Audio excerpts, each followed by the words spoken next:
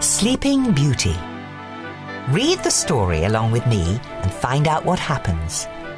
You'll know when it's time to turn the page when you hear this sound.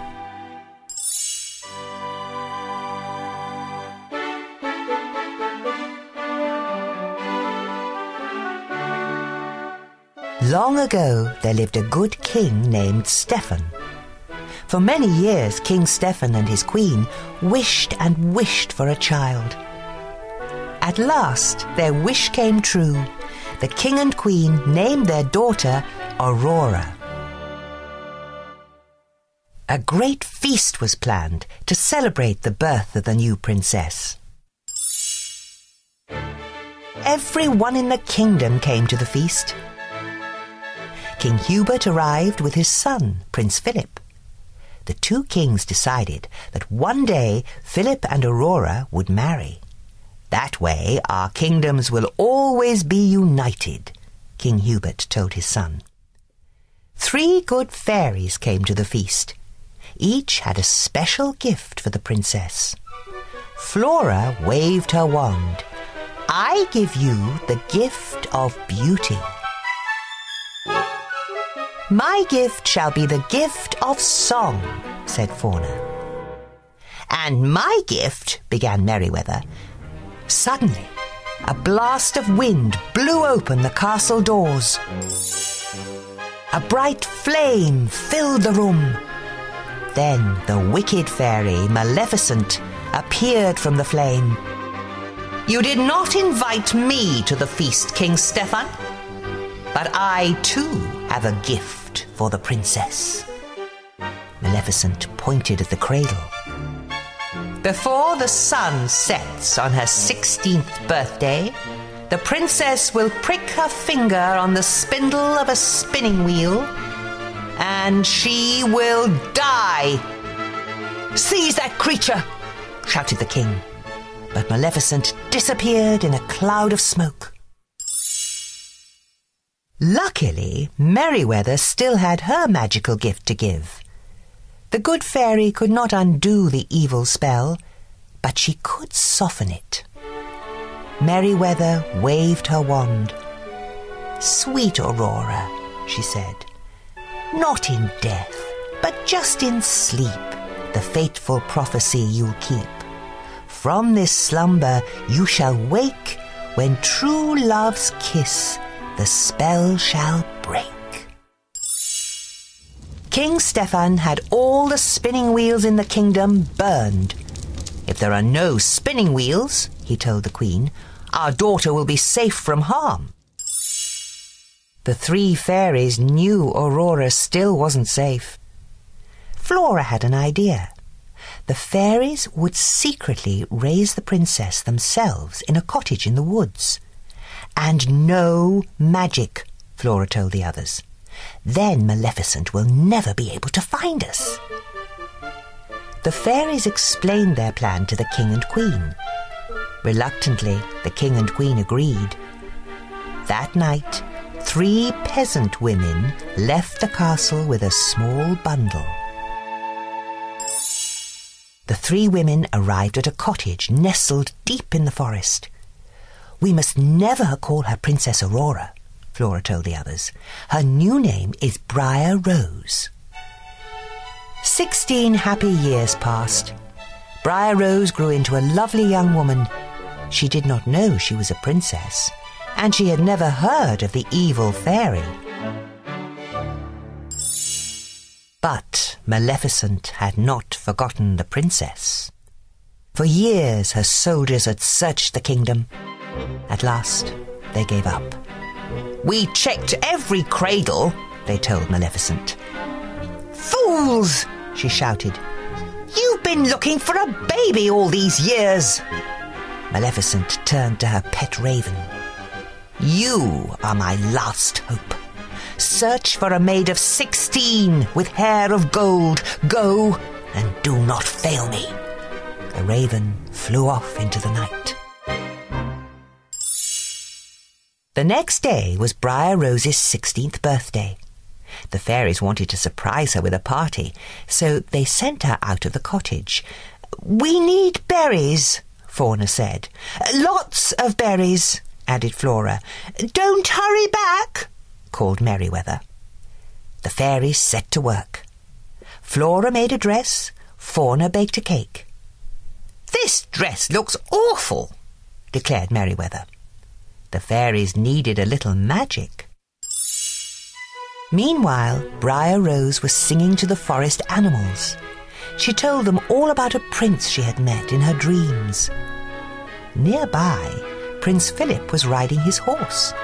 When he heard Briar Rose singing, the prince couldn't resist joining in. For a little while they sang and danced together.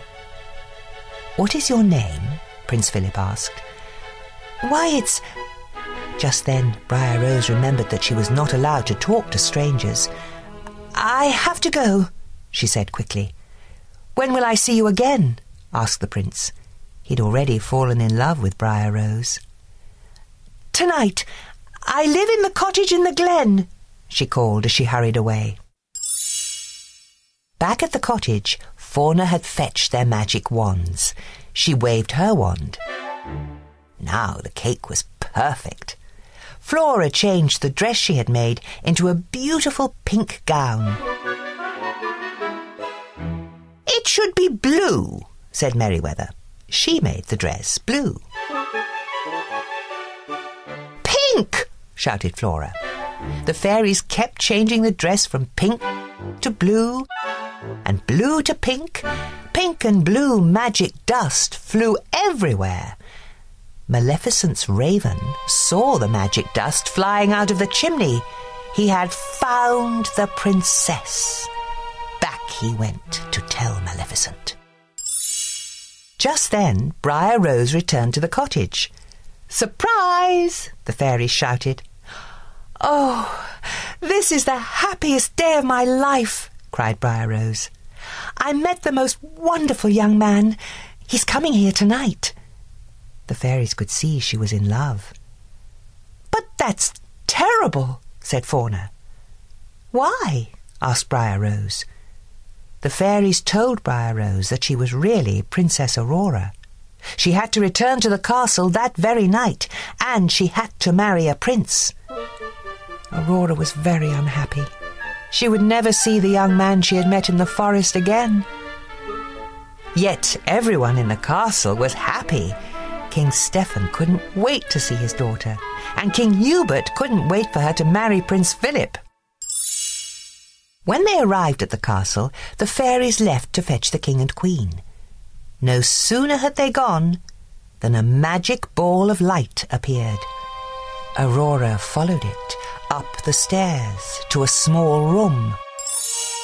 Maleficent was waiting for her with a spinning wheel.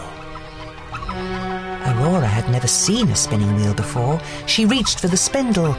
"Touch it," Maleficent hissed.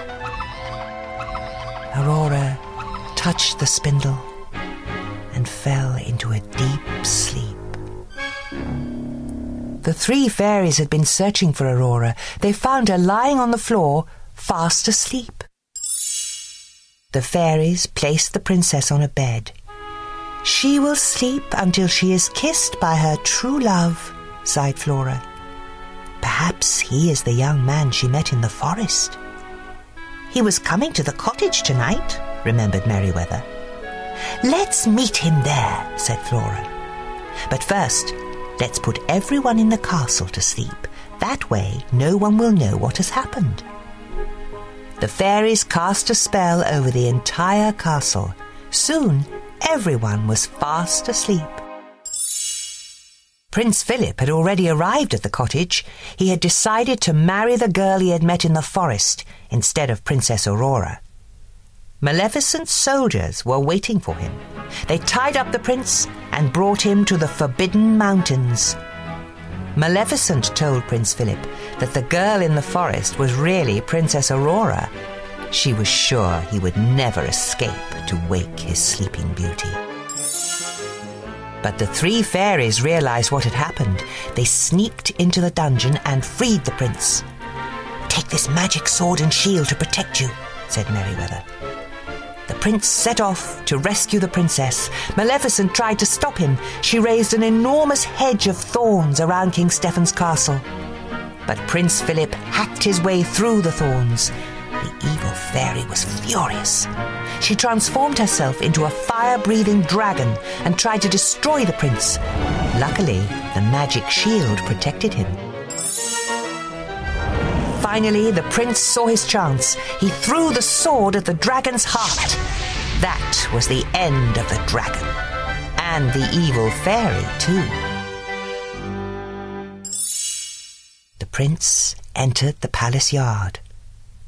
Everyone was sleeping. He raced up the stairs to the tower. He found Princess Aurora asleep on the bed. As soon as he kissed her, Aurora's eyes opened. The spell had been broken. Everyone else in the castle woke up too. The king and queen were very happy to see their daughter, and King Hubert was very happy to learn that the prince and princess were in love. The three fairies watched as the young couple danced across the floor. "I just love happy endings," sighed Fauna. Flora and Merryweather couldn't have agreed more.